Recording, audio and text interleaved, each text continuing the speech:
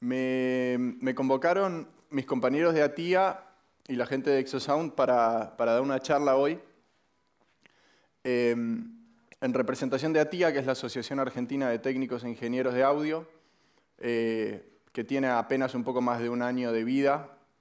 Es una idea que con muchos colegas veníamos hablando hace mucho tiempo, de inquietudes muy concretas que por lo general se basan en la necesidad que sentíamos todos de que hubiera algún tipo de lugar de contención, ¿no? Y de un espacio común donde todos los que nos dedicamos al audio en todas sus ramas, en lo que es ATIA está, como dice, para los que quizás entraron en la página y leyeron un poco, está apuntado más que nada a los que hacemos nuestro trabajo dentro del estudio de grabación y bueno, y con otras ramas como obviamente son el mastering, pero principalmente tiene que ver, digamos, con la figura de las personas que todos los días de nuestra vida estamos ahí traccionando todo lo que hace que un disco se empiece y se termine. O bueno, un disco o una canción puede ser, lo que sea, pero el laburo dentro del estudio. Yo arranqué trabajando a los 19 años de la mano de Eduardo Vergallo y Andrés Mayo, que por esa época tenían un estudio juntos. Y hoy, principalmente mientras pensaba cuando pensé en el tópico de la charla, esto de la profesionalización en el audio se me ocurrió porque desde ATIA es una de las cosas que queremos impulsar, ¿no? Poder precisamente acercar a toda la gente, tanto a los profesionales que quizás de repente dicen, esta charla me serviría por ahí para reforzar algún conocimiento o para entrar en un campo en el que por ahí no es el fuerte de cada uno, como para los estudiantes o para cualquier persona que tenga inquietudes sobre cualquier proceso de lo que implica hacer un disco. Y el camino a la profesionalización en algunas carreras está como más marcado, ¿no? De alguna manera yo siempre pensaba, si hubiera estudiado arquitectura, me hubiera anotado en la UBA, y de alguna manera el camino está claro. Ahí está el tipo que vos ves y decís, bueno, que hizo este edificio, se recibió en la misma facultad en la que estoy estudiando yo, y me pongo a investigar un poco y me doy cuenta que, bueno, cuando se recibió fue a tal lado, y entonces yo podría ver de conseguir algo parecido, o ir por ahí, o ir por allá. En muchas carreras que tienen tantos años de historia y tanto desarrollo, de alguna manera, más allá de que seguramente, como en todos lados, para algunos está más fácil que para otros, y las oportunidades no necesariamente abundan, de alguna manera hay un camino a seguir, ¿no? O referentes que nos pueden mostrar un camino más concreto por el cual encarar. En el audio y sobre todo, no me quiero imaginar cómo sería antes, y cuando yo empecé era bastante difícil de ver, ¿no? El por dónde, no me quiero imaginar lo que sería, no sé, hace 30 o 40 años. Les voy a contar hoy principalmente lo que fue mi experiencia, mi camino a la profesionalización. Y porque básicamente es la única herramienta con la que realmente cuento. No queda otra cosa más que la experiencia. Todos los días, todos los que nos dedicamos a esto, vivenciamos que podemos estar en el mejor estudio del mundo, con todos los fierros y las prestaciones a disposición que creamos poder necesitar para lograr un objetivo, y sin la experiencia necesaria y el criterio para hacer las cosas, no nos sirve absolutamente de nada. Así que decidí hoy contarles un poco ese camino y compartir quizás algunas cosas que yo considero fueron las que por lo menos para mí hicieron la diferencia. En el 2001 terminé el secundario y no tenía la menor idea de qué iba a hacer. Había dos cosas que tenía claras. La primera era que no estaba dispuesto a dedicar mi vida entera todos los días trabajando en algo que no me gustara y que no disfrutara. Me había pasado la vida viendo a mis padres trabajar de cosas que no disfrutaban y me di cuenta que no estaba dispuesto. No estaba dispuesto a que mi vida transitara por un camino en el que todos los días tenía que levantarme a hacer algo que no tenía ganas de hacer.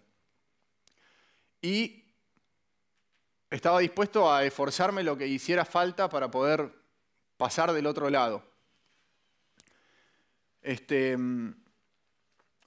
Cuando terminé el secundario, solamente sabía que era la música, que el camino era la música. No tenía idea de lo que era un ecualizador, no tenía idea de lo que era un cable de guitarra, no tenía idea de lo que era menos de lo que era un XLR o nada que tuviera un contacto más directo con el mundo del audio. Lo único que sabía era que cantaba, que me gustaba la música, que estaba todo el día escuchando música y que tenía que ser por ahí, que cada vez que me sentaba a pensar por dónde, la única conclusión que podía sacar era que era por ahí. Y no tenía absolutamente a ninguna persona en mi entorno que me pudiera ayudar con esta inquietud, porque en mi familia no había músicos. Básicamente no tenía a quién acudir para poder dar un primer paso, ¿no? Se apareció un compañero mío del secundario que tocaba la guitarra y me dijo, che, parece que hay un lugar en Villa Pueyrredón que hacen una carrera de grabación y producción musical. Fui a una charla, me dieron estos papeles, bueno, me trajo los papeles y yo me entusiasmé bastante porque siempre me gustó mucho, yo era de los que desarmamos los televisores y después nunca los podemos volver a armar, las radios, los autitos, esas cosas. Entonces tenía también como ese link con lo técnico, ¿no? Y la verdad es que dije, bueno, este es un camino, si les tengo que ser 100% sinceros, no me sentía capacitado como para encarar el camino de la música desde el lado del músico. Sentía que no tenía el talento para encarar el camino desde ese lado. Y en un momento se me ocurrió que quizás este era un camino más maniobrable, ¿no? Donde de repente vi esto que les decía, ¿no? Bueno, este lugar donde puedo estudiar y entonces por lo menos ya cuando me reciba ya voy a tener un panorama más claro y las cosas se van a ir dando. Empecé a estudiar en el CEARTEC en el 2002, pero el problema es que cuando me enteré de la carrera, me enteré también lo que salía y no tenía posibilidad de pagarlo.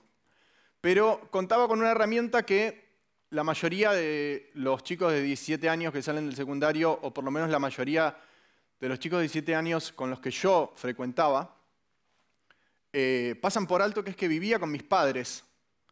Esa es la herramienta, creo yo, la herramienta más grande que tiene una persona que quiere dedicarse a estudiar algo, lo que sea, en ese momento de la vida. Porque después la vida avanza y como ya sabrán todos, las cosas se ponen cada vez más complicadas. Y yo la vi, esa ventaja, y la aproveché. Y me conseguí un laburo que me permitiera poder pagar la cuota de la facultad.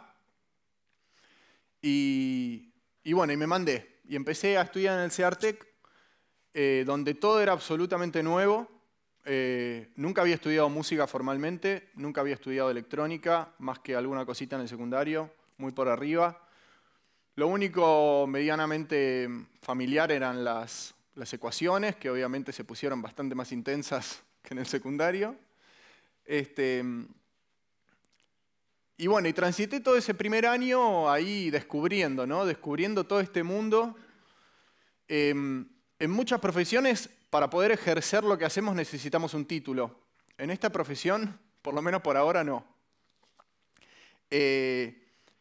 Y para mí la profesionalización es todo lo contrario a tener un título. La profesionalización tiene que ver con el compromiso que tenemos con lo que hacemos. En algunas profesiones, como les decía, y como obviamente saben, para poder hacer el trabajo necesito un título que me avale. En esta no. La mayoría de las personas de las que yo aprendí no tenían un título y manejan su oficio mucho mejor que mucha gente que conozco que sí lo tiene. Porque precisamente desde ese lugar de incertidumbre, si se quiere, hondaron muy hondo en la búsqueda, ¿no? En la búsqueda de herramientas, de conocimientos, en el prueba y error. Bueno, para cuando estaba arrancando ya el segundo año en el Ceartec, me empecé a dar cuenta que tenía ganas de empezar a tomar un poco de contacto con el mundo real, ¿no? Básicamente me di cuenta que como todo lugar donde uno estudia, está buenísimo, hay todo un diagrama, ¿no? De lo que uno va a ir viendo y lo que va aprendiendo, pero no sé bien por qué, supongo que por intuición me di cuenta que todo eso que veía en el aula distaba bastante de lo que me iba a llevar concretamente a empezar a trabajar, eventualmente en algún momento. Un día llegué al Ceartec y en la cartelera había un cartel, valga la redundancia, en la cartelera había un cartel que decía que la asociación, la AES, la Audio Engineering Society de Argentina, organizaba un seminario de Pro Tools. En esa época, tener acceso a un Pro Tools era algo, les diría que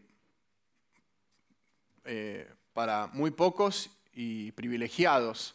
Tener un Pro Tools de computadora, digamos, no sé, lo que hoy sería una plaquita cualquiera, no bajaba de los 700, 800 dólares.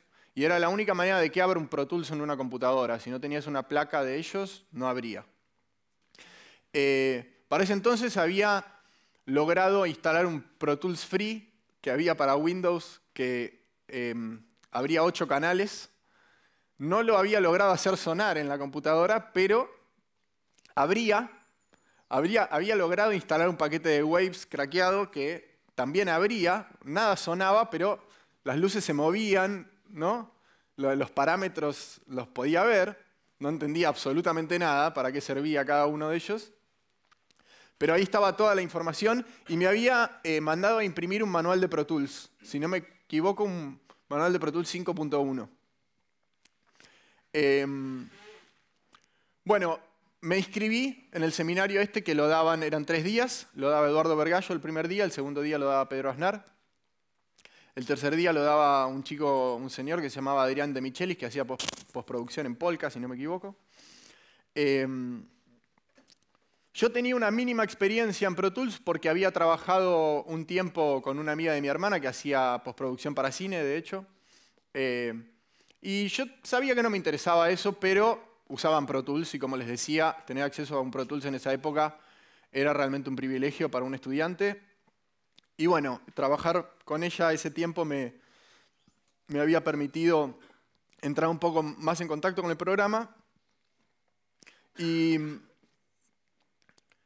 me acuerdo que, bueno, me imprimí el manual de Pro Tools y 2 semanas antes de que llegaran los días del seminario, me senté con este Pro Tools Free, que abría 8 canales, pero abría todos los menús. Entonces yo empecé a leer el manual y me hice una lista interminable de preguntas de cosas que no sabía para qué eran, para qué servían, cuál era la razón por la que alguien pensó en que ese botón hacía falta y un montón de dudas, inquietudes que obviamente muchas, digamos, muy poco tiempo después me empezaban a resultar absurdas, pero en ese momento estaba completamente en blanco para con lo que tenía que ver con la herramienta en general, porque obviamente es una herramienta que abarca cosas muy, muy, muy básicas del audio, que abarca cualquier programa, ¿no?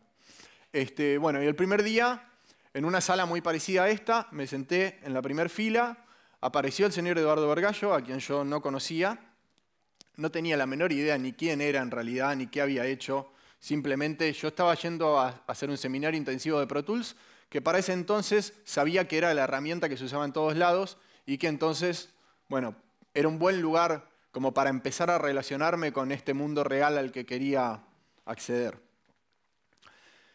Recuerdo que ese día Eduardo cumplía 40 años y estaba dando un curso de Pro Tools, lo cual me pareció bastante llamativo, porque dije, bueno, se ve que le gusta a este tipo lo que hace, ¿no? Porque hoy es su cumpleaños y está acá dando un seminario que dura todo el día, aparte, porque no era una charlita de 1 hora y media. Bueno, yo me senté con 3 o 4 hojas oficio llenas de preguntas que había confeccionado y lo volví loco a Eduardo desde que empezó hasta que terminó el seminario. Y se ve que se entusiasmó con mis inquietudes.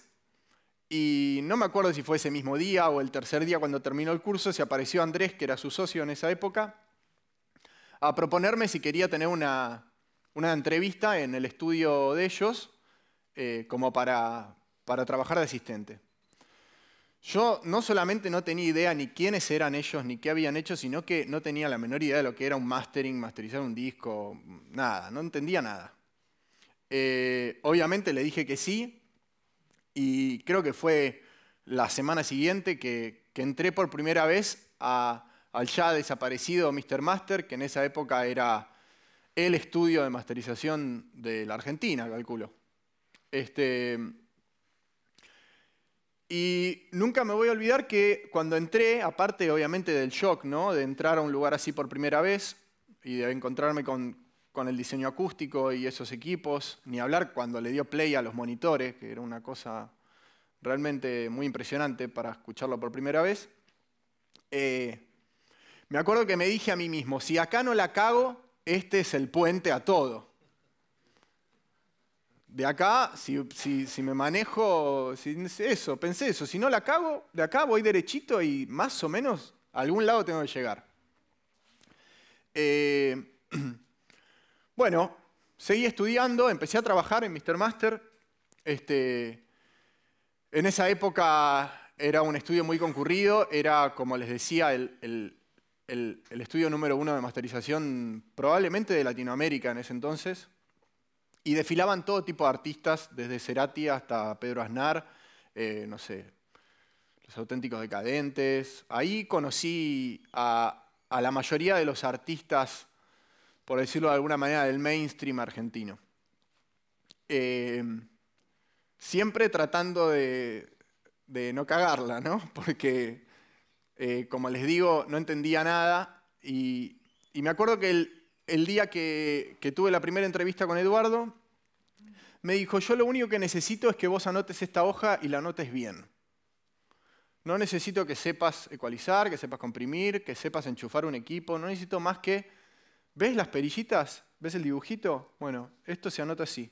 ¿Me explicó cómo lo anotaba? Me dijo, yo lo que necesito es que cuando te digo, vamos de nuevo con este tema, y vos mires el dibujo, puedas volver a poner el equipo donde estaba y que sea realmente así. El resto lo vamos a ir viendo en el camino. Estás estudiando, las dudas que tengas de lo que no entendés en la facultad, me las vas preguntando y de a poquito todo se va a ir encaminando.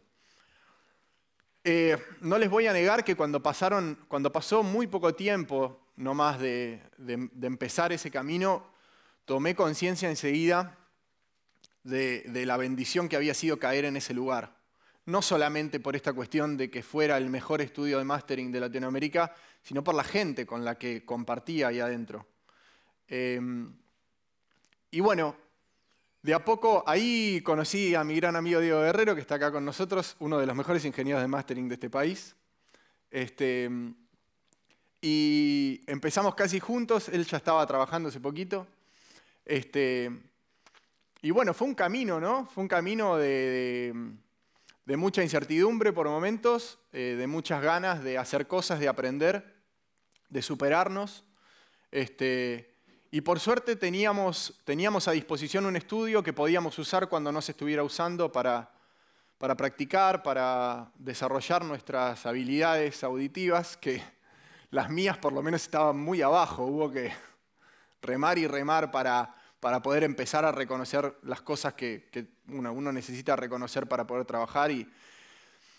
Y el tema con esto es básicamente el criterio. Masterizar es algo que quizás visto de afuera a veces puede parecer como relativamente sencillo. Y una vez que uno conoce los aparatos con los que está trabajando, cómo funcionan, es un proceso, si se quiere, un tanto sencillo. El problema es que solamente lo podemos hacer con criterio. Si no tenemos criterio, es como si estuviéramos buceando con los ojos cerrados abajo del agua, ¿no? Y el criterio uno lo va desarrollando, pero primero hay que tenerlo. Y ese para mí fue el camino de mayor incertidumbre de mi carrera. poder empezar a sentir que lo que estaba haciendo lo estaba haciendo con algún tipo de criterio. Y no porque ayer lo había visto a Eduardo que había movido esa perilla para allá y después la otra para acá, cuando lo que yo estaba escuchando ni siquiera era lo mismo que él estaba escuchando el día anterior, ¿no? Me acuerdo que una vuelta, cuando hace muy poquito había empezado, empezamos a masterizar, empezó él a masterizar un disco y al toque agarró un shelving así, había unos ecualizadores digitales que tenían en esa época y metió un filtro así, aniquilando toda una banda de agudo gigante. Y yo me quedé duro y le dije, pero ¿y con qué? ¿Cómo tomás esa determinación? Y él me dijo, y con mi criterio. Y bueno, es difícil, ¿no? Porque son respuestas como, bueno, ¿y dónde consigo el criterio? ¿A dónde lo venden? Bueno, llega con práctica, con paciencia, con dedicación y sobre todo sacando conclusiones y tomando conciencia. Este trabajo que nosotros hacemos, ya sea masterizando un disco, grabando, mezclando, lo que sea, para mí por sobre todo es un trabajo de conciencia. ¿Por qué? Porque muchas veces queremos ir a buscar la solución en una perilla, ir a buscar la solución en un compresor, porque ayer leímos en una revista que en el disco ese de Pink Floyd, que este tema, que esta banda que estoy grabando me suena medio por ahí, habían usado este compresor que pasaba por el otro ecualizador y después iba un delay de cinta que... Claro, lo que pasa es que el chabón que está tocando la viola no es el del disco, ¿no? Con el compresor y el ecualizador y el delay de cinta. Entonces, ahí es donde uno tiene que empezar a balancear, porque si no es un camino de frustración incontrolable. Porque uno empieza a creer que la solución la tiene uno eligiendo un ecualizador, un compresor, un delay X, cuando en realidad estamos trabajando con música y no hay absolutamente nada más importante que la fuente con la que estamos trabajando. Ya sea que estemos masterizando un disco donde la fuente es la mezcla que me mandaron y todo lo que vino antes, a lo cual obviamente no tenemos acceso, a cuando vamos a grabar una banda y pongo rec y por más que yo me haya tomado toda una jornada entera para probar y poner y este micrófono y el otro y la compresión y esto acá y allá, si el baterista no va, todo ese laburo que hice no me sirve de nada. Y la prueba de esto es que cuando el baterista, digo baterista por poner un ejemplo, ¿no? Cuando el baterista sí va, pongo el micrófono de ambiente y ya está. Ahí puedo montar un tema y esa limitación de estar solamente escuchando un micrófono se convierte en concepto. Muchas veces, cuando estamos escuchando una referencia de algo y decimos, mirá esto, y pones el video de YouTube y aparece Mark Ronson diciendo, no, bueno, este es el ambiente del coso, que no sé qué. No, es el baterista ese que cobra una fortuna para ir a tocar en esa canción y que no importa si le pongo el microfoneo cercano, el ambiente comprimido o un micrófono abajo del asiento, en ese momento eso se convierte en concepto. ¿No? ¿Se entiende a lo que voy? Y todo lo que nosotros hacemos se convierte en elecciones estéticas. Esos 25 o 16 o los que sean micrófonos de batería que tengo, se convierten en decisiones estéticas, no en... no, sí, a ver, le voy a bajar un poquito esto porque cada vez que pasa por el tom ese parece que le está pegando a un flan. Entonces, o bueno, ni hablar del mundo del replace, que también es estético, ¿no? Porque hay montones de bateristas de primer nivel que lo usan como un complemento de su búsqueda estética, no porque algo esté fallando antes. Pero bueno, como para no irme mucho más por las ramas con ese tema, en la búsqueda del criterio pasaron años y años de escuchar, de sacar conclusiones de por qué la persona con la que estaba trabajando había tomado esa decisión, por qué había tomado ese camino.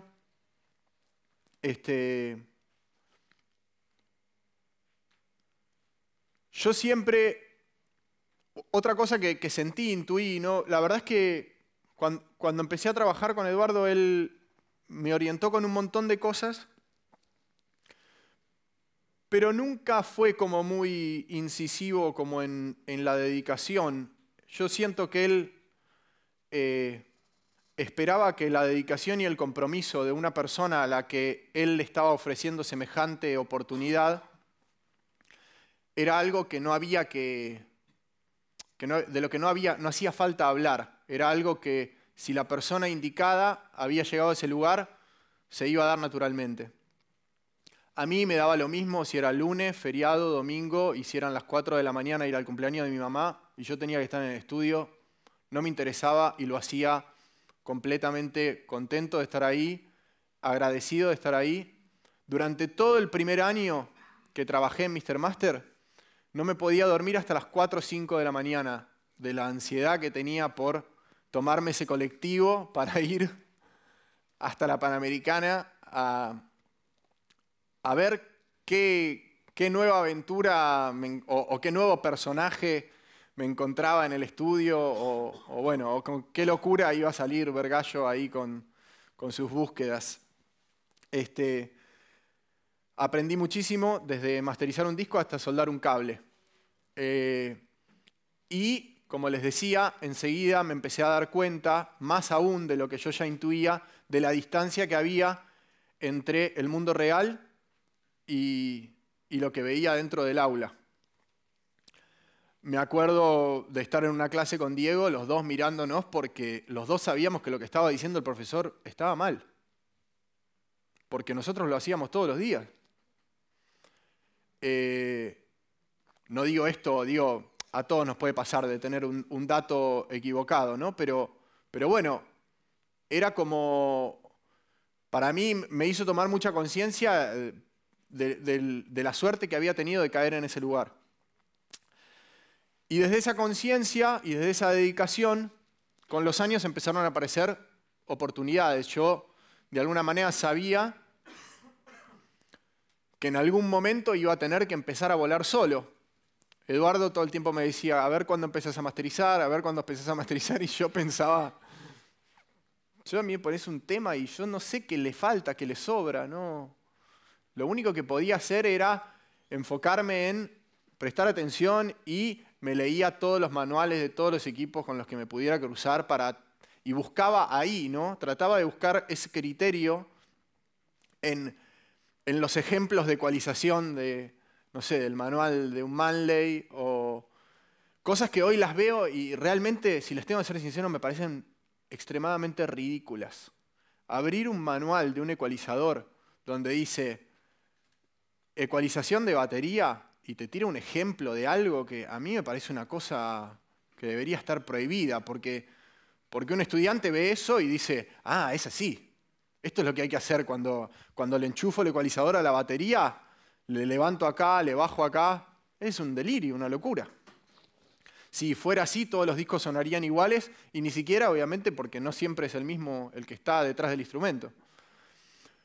Pero bueno, yo seguía buscando ese criterio ahí y supongo que afloró abruptamente cuando me encontré solo con el trabajo, ¿no? Mi primera experiencia concreta para con un trabajo que me habían asignado, el cual tenía que entregar, terminado si se quiere, fue en un momento durante estos años, se apareció Andrés Mayo con un proyecto muy alocado que tenía de que quería hacer un bandoneón con unos DVDs de tango, una cosa muy ambiciosa. Y me dijo, bueno, mirá, Max, yo necesito que me des una mano porque el presupuesto, esto, lo otro. Yo estaba cagado en las patas, pero no estaba dispuesto a decirle que no y a desaprovechar la oportunidad. Lo que tenía que ver con las grabaciones en vivo, que mucho de ese proyecto tenía que ver con grabaciones en vivo, era algo bastante natural y común para mí en esa época, pero mezclar me daba pánico directamente, no era algo que... Era algo para lo que no me sentía capacitado en absoluto. No sentía que tuviera el criterio para poder hacerlo. Pero bueno, ahí fuimos.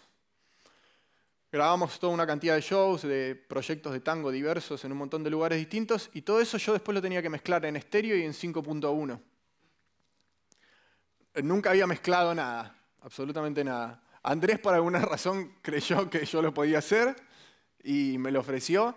Y obviamente que por ahí pasaba Eduardo y escuchaba y me decía, fíjate acá esto, o venía Andrés y Andrés iba a masterizar todo al final. Entonces, bueno, había obviamente, ¿no? Como un ida y vuelta de lo que yo venía haciendo, pero me pasé noches y noches y noches mezclando y remezclando y quemándome la cabeza hasta que finalmente lo terminé. Bueno, ese proyecto, 2 o 3 años después, me mandaron un Grammy Latino por ese proyecto. No creo que porque sea la mejor mezcla del universo, pero bueno, a veces, por lo menos para mí, eso fue la experiencia de que no le iba a decir que no a nada que sintiera que era una oportunidad.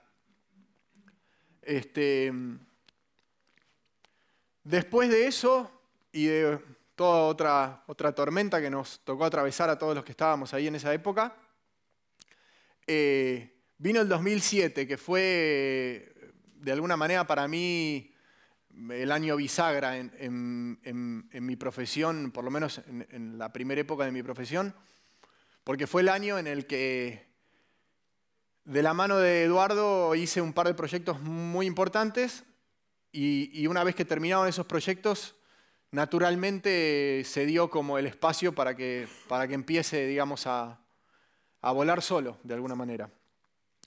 El primero fue un disco que fuimos a hacer a Estados Unidos, en el cual él me propuso viajar con él a ocuparme básicamente de cualquier cosa que él no llegara a ocuparse. Fui como segundo ingeniero, a editar, a armar las sesiones y, bueno, nada, a ayudar con todo lo que hiciera falta, a afinar lo que hiciera falta afinar y esas cosas que se les suele pedir a los asistentes. Fue una experiencia increíble. Yo no solamente nunca había viajado a Estados Unidos, sino que fuimos a Sonic Ranch, que es un estudio que está en el medio del desierto en Texas, con un equipamiento incalculablemente interminable. Desde los instrumentos hasta los procesadores, los micrófonos, todo abunda por todos lados. Y poder verlo a Edu hacer ese disco de principio a fin, a mí es el día de hoy que me doy cuenta que la cantidad de cosas que internalicé de ese proceso, ¿no? Tener la posibilidad de ver una persona con criterio trabajando es para mí la mejor fuente de aprendizaje con la que se van a poder encontrar. Porque de alguna manera es como cuando un músico que ya tiene un camino recorrido de repente va a ver a otro músico improvisar y de repente le cae la ficha de que, agarró por ahí, yo nunca hubiera agarrado por ahí, mirá.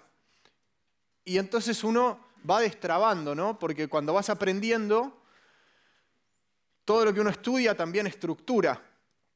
Todo lo que uno estudia condiciona la mente y así como lo que uno estudia nos da herramientas, también nos pone columnas, ¿no? De, bueno, esto es así y esto es de tal manera y fulano lo hace así y el otro lo hace así, pero más o menos va por acá.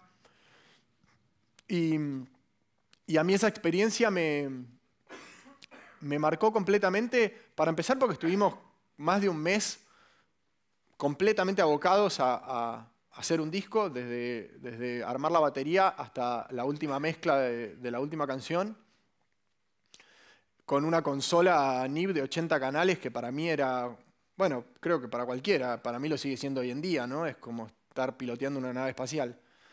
Y bueno, después de ese disco, creo que mientras estábamos haciendo ese disco, un día entré al estudio como si el 2007 ya no se viniera pesado. Entré al estudio y Eduardo me miró y me dijo, me acaba de llegar un mail donde me dicen que me habilitan a llevar un asistente de gira con Soda Stereo. ¿Venís conmigo? Bueno, obviamente fui de gira con Soda Stereo con Eduardo, como su asistente de grabación. Y ahí aprendí una cosa que hasta el momento, como ya les dije, la venía viendo, pero no del todo, porque ver tantas veces, tan seguido, a un artista tan completo arrasar con su destreza sobre un escenario, me permitió darme cuenta de, claro, por qué después en el estudio, a veces, la mayoría de las veces uno no llega a ese lugar al que la referencia llama, ¿no? Verlo a Cerati salir en el escenario era para mí, y sobre todo con la edad que tenía y con mis aspiraciones para con el mundo del rock y demás, era como ver un gladiador romano que salía al Coliseo a cortar cabezas. Era una cosa, ¿no? En todos los shows que grabamos, no recuerdo escucharlo dar un paso en falso, ni con su voz, ni con la guitarra, y menos con lo que tenía que ver con el dominio de ese espacio, ¿no? Era realmente una cosa fuera de serie. Y ahí tomé conciencia de esto, ¿no? De lo que es trabajar con un artista de primer nivel, que no necesariamente es un artista mainstream, no necesariamente no es un artista mainstream, digamos. Hay artistas de primer nivel que tocan en bares de jazz para 20 personas y no los conoce nadie, y hay otros que tienen la suerte, como la tuvo Gustavo, de hacer el carrerón que hizo y poder desplegar toda esa destreza para tanta gente.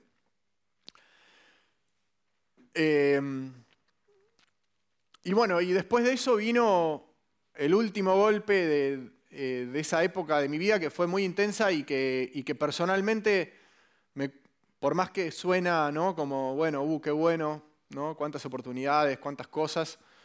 Yo era muy joven y bueno, y tuvo sus consecuencias toda esa avalancha, ¿no? De oportunidades y de situaciones tan fuertes que eran para mí en esa época. Cuando volvimos de la gira con Soda Stereo, esta misma persona, a quien me puedo pasar la vida agradeciéndole por todas las oportunidades que me dio, me recomendó para trabajar en la preproducción de lo que iba a ser el próximo disco de Shakira. Así que me fui a Punta del Este a montar un estudio de grabación donde iba a recibir a los músicos de Shakira y donde iba a trabajar con ella para hacer la preproducción. En realidad eran como unos ensayos de composición más que preproducción.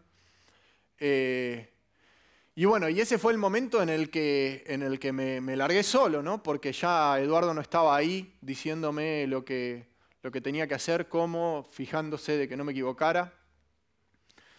Y bueno, a partir de ahí arrancó de alguna manera lo que fue y lo que es hasta el momento ya mi carrera a cargo mío, ¿no? Les cuento todas estas experiencias porque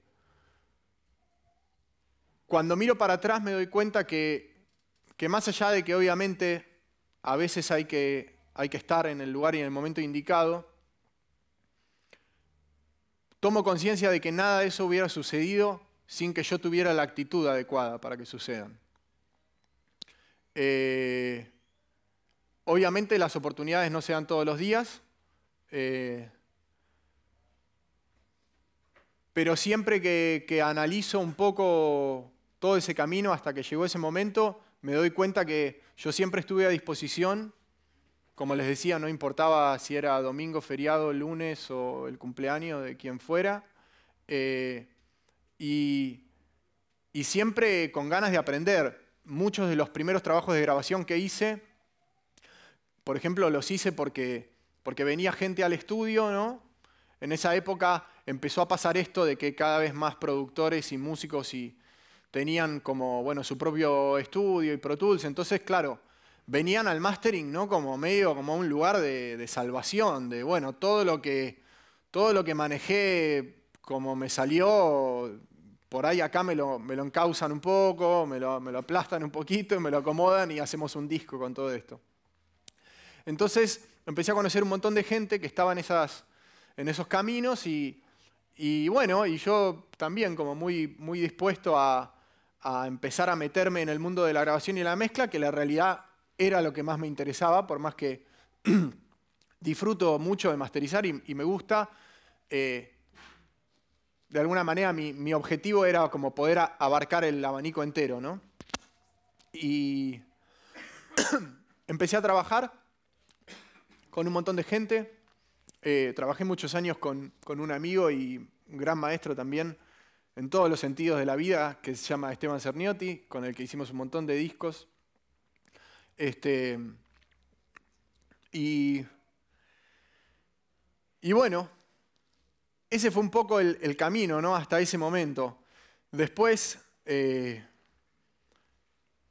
nada, les podría contar de un montón de otras cosas que hice desde ese momento hasta hoy. La verdad es que de alguna manera eso es lo que yo en mi cabeza considero como lo que fue como mi gran periodo de aprendizaje, o el momento en el que yo empecé a sentir que podía salir al mundo sintiendo que era un profesional de lo que hacía, ¿no? Que podía pararme adelante no sé, de un artista de ese calibre y manejar la situación y decir, bueno, esto es así, aguantame 5 minutos que tengo que terminar de armar aquella cosa. Una vuelta con Cerati me pasó una cosa que también me hizo caer una ficha muy grosa, que es que me di cuenta que mucha gente, Cerati tenía como esta cosa como de que la gente decía como que era muy engreído, ¿no? Y como que a veces era como un poco pedante.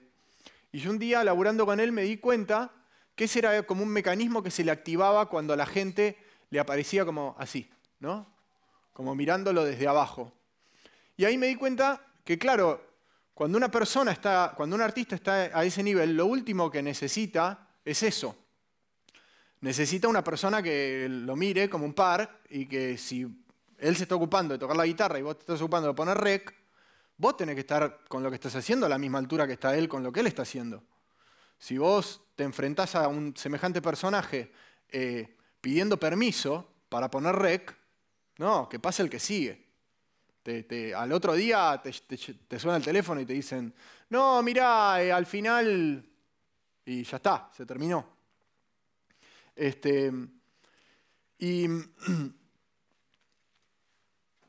Permiso, voy a agarrar el coso porque me fui tanto por las ramas que no me quiero olvidar de nada.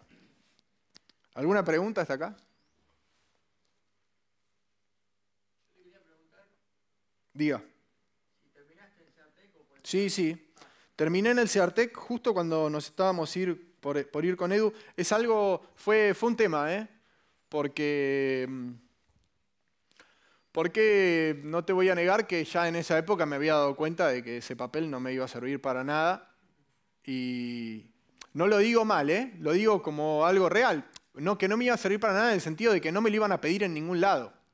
A eso me refiero.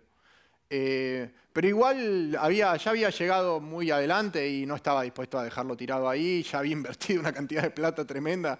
Y dije, no, bueno, vamos a terminarlo. A ver por dónde me quedé. Bueno, no sé cuántos de ustedes hacen discos y se dedican a la rama de estar dentro del estudio de grabación, pero una cosa fundamental y que yo empecé como a recalcular ya adelante en el camino es el tema del lenguaje musical. En el mundo del audio es como que siempre está, ¿no?, como toda la discusión de, ¿no? ¿Y vos qué ataque le pones al compresor en el tambor? No sé qué. A mí, que una persona me hable, si yo estoy como músico, ¿no?, grabando, y el tipo que me está grabando me habla 2 horas del ataque del compresor, el release del compresor, y no se da cuenta, por decir algo, yo ni siquiera toco la guitarra, no se da cuenta que en el solo que grabé hay una nota que está mal, y lo escucha, y lo escucha, y lo escucha, y no se da cuenta que esa nota, que me equivoqué, que no iba esa nota, no me sirve de nada tener a ese tipo que estudió el radio del compresor FET con el Barimú o todo la mar en coche. No sirve, porque estamos trabajando con música. Entonces, yo primero hice todo el camino técnico, había estudiado música en el CEARTEC, teórico, y después me di cuenta que tenía que ponerme al día con un montón de cosas. Obviamente el laburo te va poniendo al día también, ¿no? Hay muchas cosas que quizás yo hoy, el oído me prende una lamparita y digo, ahí, a ver qué pasó ahí. Y por ahí yo no es que digo, claro, esa es una sexta menor y en realidad... No, pero bueno, ahí hay algo que está mal y entonces veo y me fijo a ver qué podría ser y si en otra toma está mejor. El tema es ese, ¿no? Cuando pasa por alto. No estoy diciendo que para mezclar un disco hay que hacer 10 años de conservatorio. Estoy diciendo que hay que poder entender ese lenguaje musical de verdad. Bueno, a ver, ¿dónde me quedé?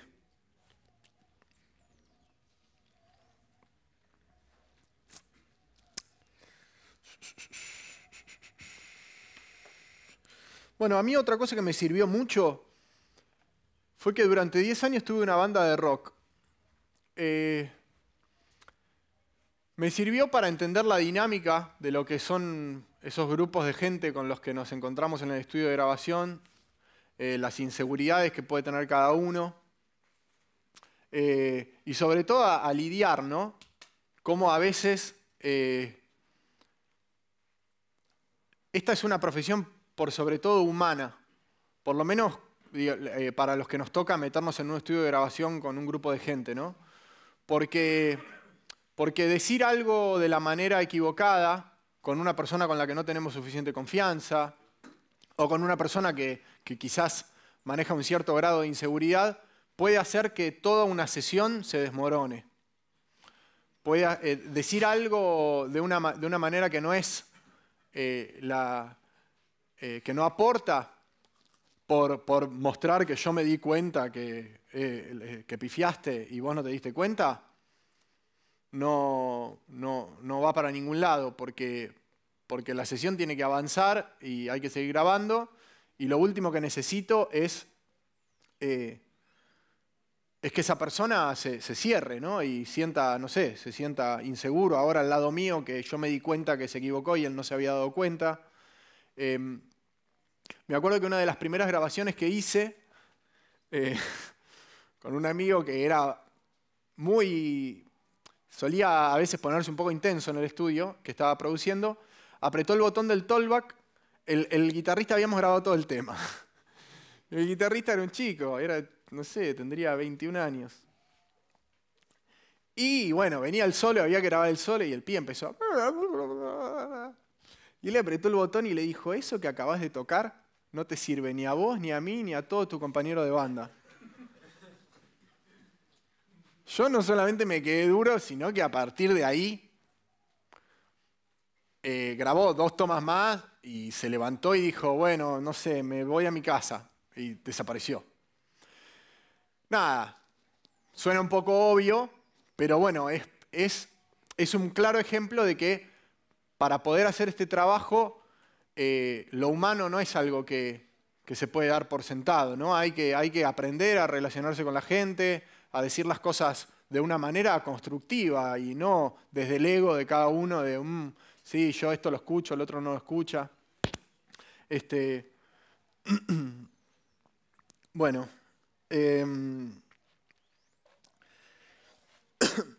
y me gustaría, antes de que hablemos un poco de la asociación, que es un poco no, es la razón por la cual hoy estoy acá, quería contar otras 2 cosas que sí, quizás ya desde ese lugar de profesionalización en el que yo, como les decía, en ese momento empecé a sentirme, 2 grandes oportunidades que se dieron por lo que un autor que me gusta mucho, que se llama Carlos Castaneda, le llama estar al acecho. las oportunidades no abundan, pero están en todos lados todo el tiempo. Y hay que aprender a verlas y hay que confiar en que uno está a la altura para agarrarla al vuelo, ¿no? En los últimos 5 años me pasaron 2 cosas que a mi carrera a mí me sirvieron mucho, obviamente, a mi carrera, por ahí para el que lo vea afuera dice, ah, bueno, Max hizo esto, aquello. La primera fue cómo llegué a grabar discos en Abbey Road. La primera vez que... El primer indicio que tengo es que cuando estudiaba, un tipo, cuando trabajaba en una cafetería para pagar el Seartec, un día se apareció un tipo y lo atendí yo porque el tipo hablaba en inglés y bueno, y la chica que atendía no hablaba inglés, entonces lo fui a atender yo. Y el tipo estaba muy agradecido del trato, qué sé yo, y cuando se fue, me dice, ¿y vos qué haces? Le digo, yo estoy estudiando, estoy trabajando acá para pagarme los estudios de grabación y producción musical. Y me dijo, vos vas a grabar discos en los mejores estudios de Londres. Yo tenía 19 años y no... Nada, bueno, está bien, buenísimo. Te mando un mail cuando suceda. Eso es anecdótico, pero lo que quiero como transmitirles con esto es cómo algo que podría haber pasado de largo, no lo dejé pasar de largo. Lo de Abbey Road surgió porque me llamaron en principio para grabar. Yo había visto que había un concurso, que la banda que ganaba viajaba a Abbey Road a grabar. Bueno, y me llamaron para grabar, hacer la sesión de grabaciones de los finalistas del primer año del concurso. Bueno, obviamente yo pregunté, ¿no? Como, bueno, ¿qué pasa? ¿Cómo es el tema? ¿Quién iría a grabar allá el disco? Y de entrada, uno de producción me dijo, olvídate. Están todos queriendo viajar, todos se quieren subir al avión. No hay chance, no hay chance. Y yo dije, bueno, está bien. Me llamaba la atención, pero bueno, dije, supongo que contratarán a alguno de los personajes que trabajan ahí para que les grabe el disco a los que ganen.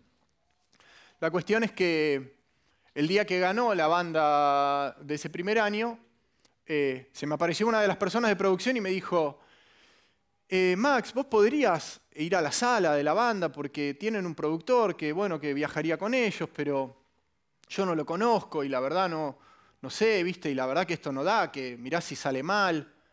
Y a mí se me prendieron todas las luces del cerebro juntas y estaba terminando un año con mucho trabajo para el cual meterme 2 o 3 veces por semana con esta banda en Ramos Mejía a ensayar implicaba todo un movimiento de trabajo que no encontraba en mi cabeza algo que lo justificara más que ir a Abbey Road a grabar ese disco.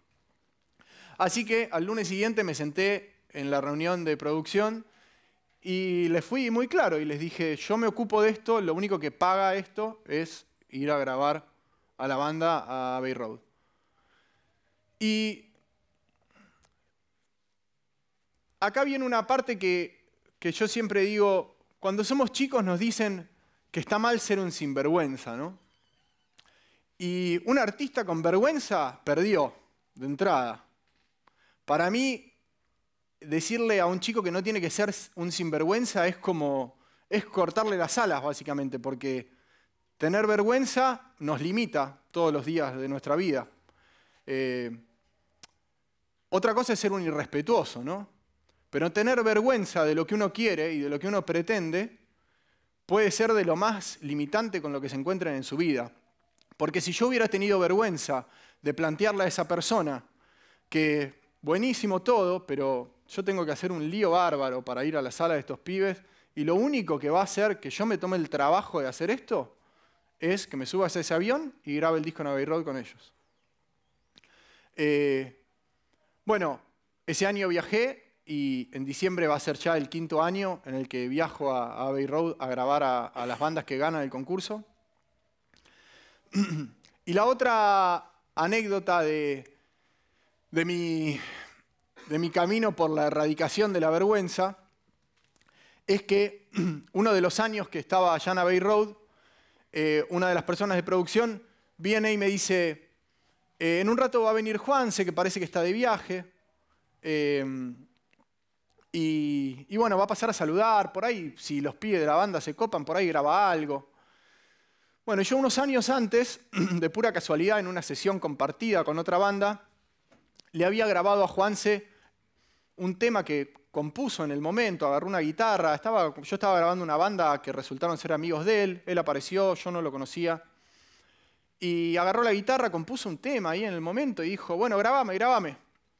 Se metió, puso a grabar el tema y yo quedé choqueado porque estaba cantando de una manera que nunca lo había escuchado cantar, casi como, no sé, como si fuera Roy Orbison.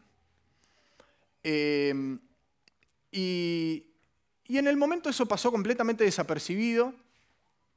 Yo en algún lado guardé ese demo y ese día cuando me dijeron viene Juanse, se me prendió la lamparita. Lo llamé a mi asistente que estaba en mi estudio acá en Buenos Aires y le dije, buscá un tema que se llama Juanse Johnny Cash y subímelo al Dropbox. Bueno, vino Juanse, grabó un solo en un tema, qué sé yo, charlamos, ah, sí, los uruguayos, ¿te acordás? Sí, qué sé yo.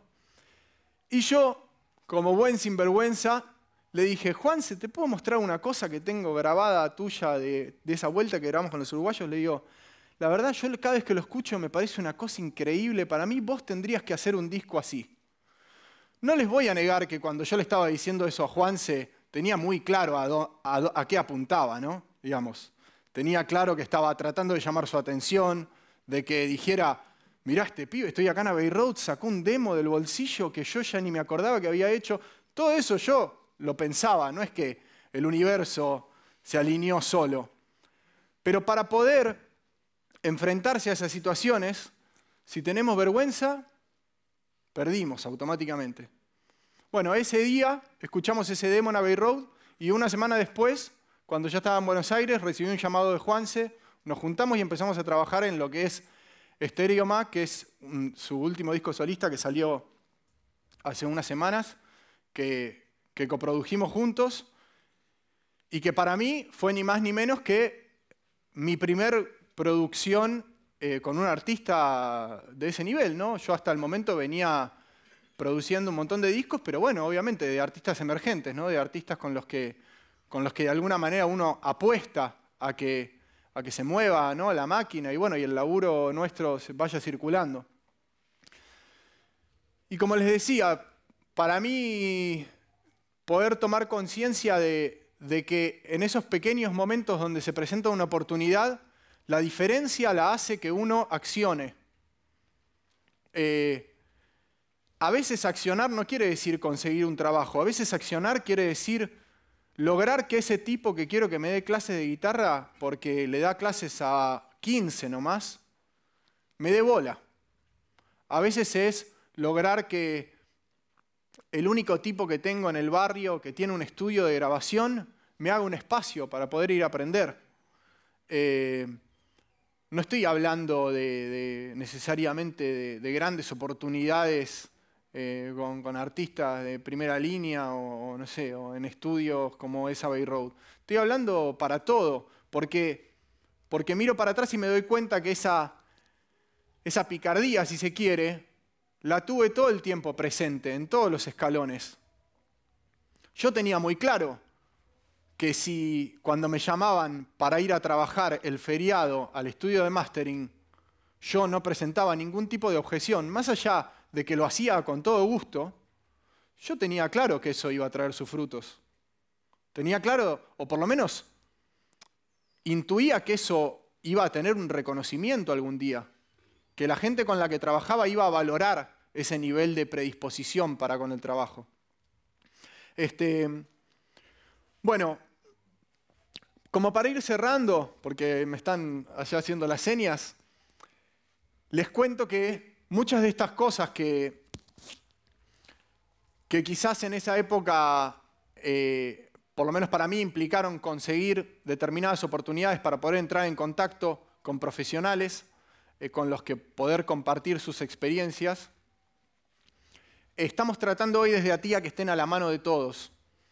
La idea es que un miembro de ATIA pueda acceder a una charla con Mario Breuer cualquier viernes de su vida en un estudio que le queda a 15 cuadras de su casa y no tenga que pagar un centavo por eso.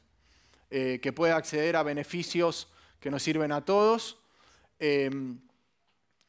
Los objetivos principales, más allá de que esto es algo que está en plena gestación y muchas cosas se van a ir dando y se están debatiendo constantemente, es poder generar un lugar de contención donde se pueda dar esto que yo les transmitía que sentía que no tenía, ¿no? Ese lugar cuando uno de repente se recibe de cualquier otra cosa, bueno, no sé, todas las profesiones tienen, ¿no?, como un lugar de contención donde uno puede ir a capacitarse, a intercambiar conocimiento, a encontrar quizás respuestas para cosas que uno cree no la tienen y no es más que sentarse con una persona que tenga un poco más de experiencia que nosotros un rato para darnos cuenta que bueno, que hay que laburar un poco más y que hay que tener un poco más de paciencia y que venimos bien de alguna manera, ¿no?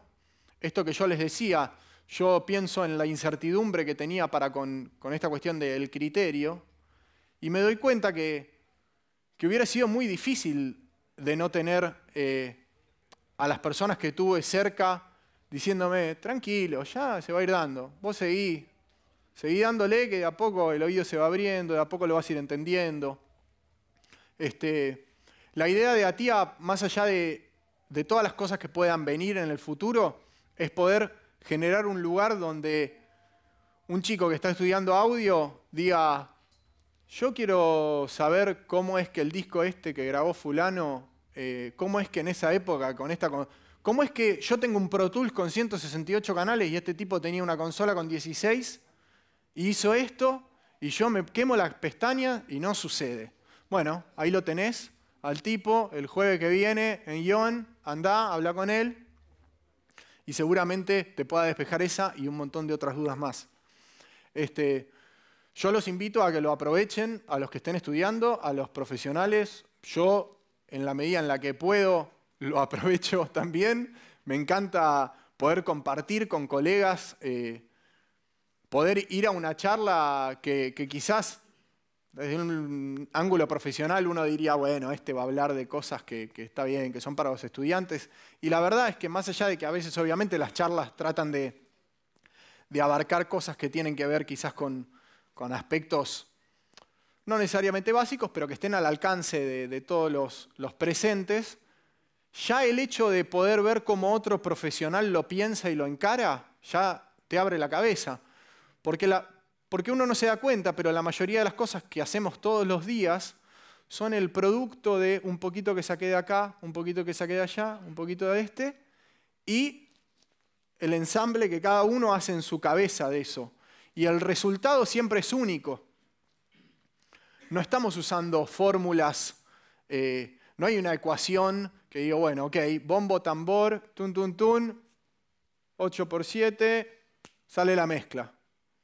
Entonces, cada uno de nosotros lo hace y lo encara de maneras distintas y poder tener la posibilidad de escuchar a otro profesional, ya seamos estudiantes o laburantes de todos los días, siempre aporta, siempre suma y yo realmente estoy muy, muy contento. Acá está Víctor, uno de los representantes principales de la asociación. Cualquier duda que tengan, ahí está el stand afuera, así que pueden consultar lo que necesiten, lo que quieran saber.